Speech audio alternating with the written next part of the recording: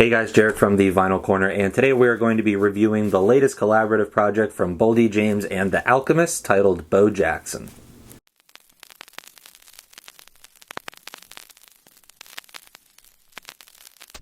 So for those of you who may be unaware of these guys, Boldy James is a rapper hailing from Detroit, Michigan. He's been making some pretty serious waves in the underground hardcore hip-hop community over the last 2 years. His first major project, The Price of Tea in China with The Alchemist, was a pretty big splash, and since that he's been associated with the guys over at Griselda, and he's released a handful of projects in 2020 of varying quality, but Main Draw on McNichol Street was fantastic. And he's just a really interesting guy that I've had my eye on for a while. And obviously The Alchemist needs no introduction. He is a pioneer.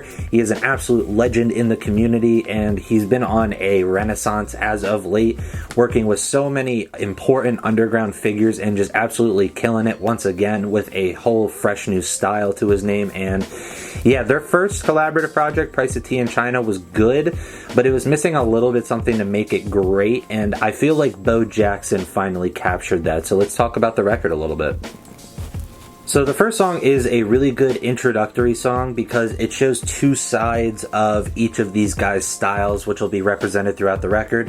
The first half is a pretty standard affair for Alchemist with his really dusty piano samples and all that good stuff, and Boldy gives a very strong performance. But halfway through the song, the beat switches and it changes into a little bit more of a dark, modern trap-styled beat, and it shows this record's duality and how it's going to play throughout the rest of it. And it may seem kind of jarring initially, but it really is a good palette starter to show you what you're about to get your head into with the rest of this record. And following shortly after this comes Turpentine, which is another great example of Alchemist style. It's using that chipmunk-based process where you take the vocals, you pitch shift them up, or you slow them down, or a combination of both. And it gets a really creepy effect to it, but it gives it like a really melodic element to it. And the way that he mixes this with these really airy drums just allows Boldy a really great platform to propel himself. This song is maybe the best lyrical work of the album. It's just absolutely stunning what he's able to accomplish with some of his rhyme schemes and how he flows them so naturally. It really is impressive, and it's just showing Boldy being really hungry from out the gate. So whereas Turpentine was one side of the coin, Brick Mile to Montana is the absolute opposite. This is definitely the trap side of the record, showing its full teeth. Benny the Butcher from Griselda fame makes an appearance on here, and this beat is absolutely gnarly. It's very dark and melodic, but it also has like almost this tread-like quality to it. Like if any of you guys listen to like the Shitty Boys and like that early kind of tread style of hip-hop, something about like the production and the way that the synths hit on this song really remind me of a tread track. And it's a really cool kind of mixture of styles here, and hearing these two underground like hardcore style dudes go over this with such ease and them remain true to their styles and like what they rap about, it was really impressive. And it's a really great song. The beat on it is absolutely infectious, and both Boldy and Benny go absolutely crazy.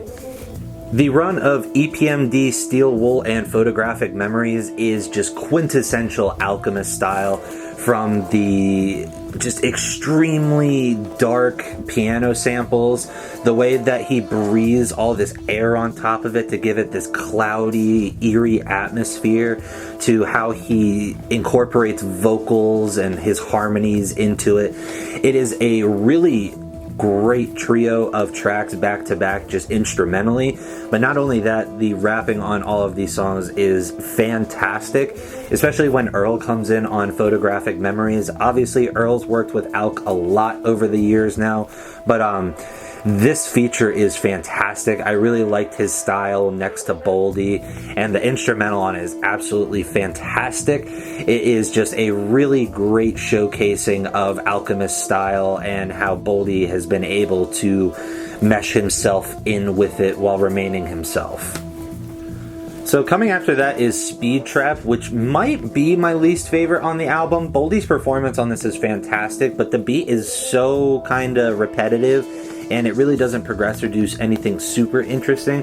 But I think it's also interesting because counteracting it with the song Flight Risk, which comes shortly after, it accomplishes a lot of the same ideologies of that song, just much better. It's very repetitive and weird and creepy, but the way that Flight Risk plays out and the way that Alchemist changes that beat specifically makes it seem like a much stronger version of that song in a really weird way. But again, on Speed Trials, he does an absolutely fantastic job with the verses. It just seems like the entire time he's coming correct with his style. The song that comes in between those two, Diamond Dallas, is also fantastic. Stove God Cooks adds a feature on here, and his really weird vocals just fit so well with this beat, and the way that his style and Boldy's contrast over the beat shows that Alchemist really has this niche for being able to appease to a lot of people without changing his style a whole lot, and it seems like it makes it very easy for him to go into the studio and work with people because of that style. But yeah, following after that, we get Illegal Search and Seizure, which is, again, just quintessential dusty pianos, airy drums, Alchemist. Boldy does an absolutely incredible job over this song, and then this bleeds into the next song, which is Fake Flowers, which has Currency and Freddie Gibbs on it, which is a major highlight on this record. The personalities of each of these guys shines fantastically, and the beat just allows all of them to show their unique personalities on top of it, and the way that all of the chemistry bleeds together, like how Freddie Gibbs hops into his verse from the previous verse.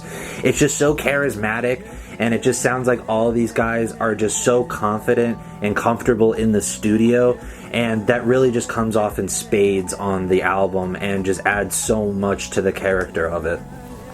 Getting into the final chunk of songs here, we have Third Person, which is a really interesting outlier in the track list in that it has a guitar as the main sample, and the way that Alchemist does it makes it sound so riveting and like shiny in a very weird way. It's like shining through all this grime and dust on the rest of the record, and it's a really unique sample choice for the rest of the record, and it really makes it a standout in terms of the beat. And Boldy does a really solid job. Again, you know, he's just talking about his usual shit. And First 48 Freestyle is also very good. It doesn't stick out a ton to me personally, but it's a really decent song. But the final song, Drug Zone, is another real big highlight for me. It's this really sentimental but reflective look at where Boldy comes from.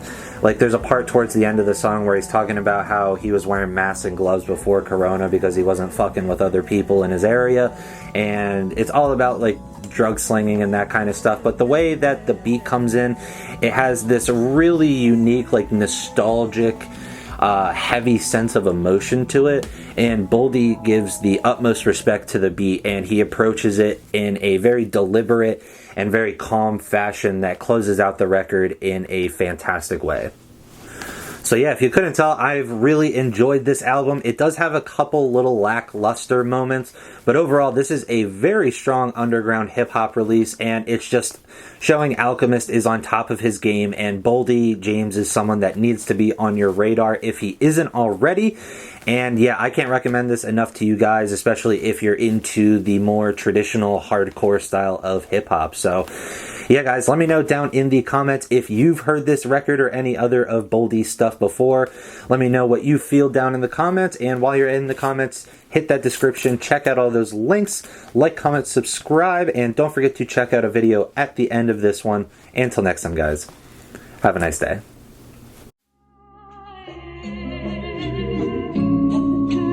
You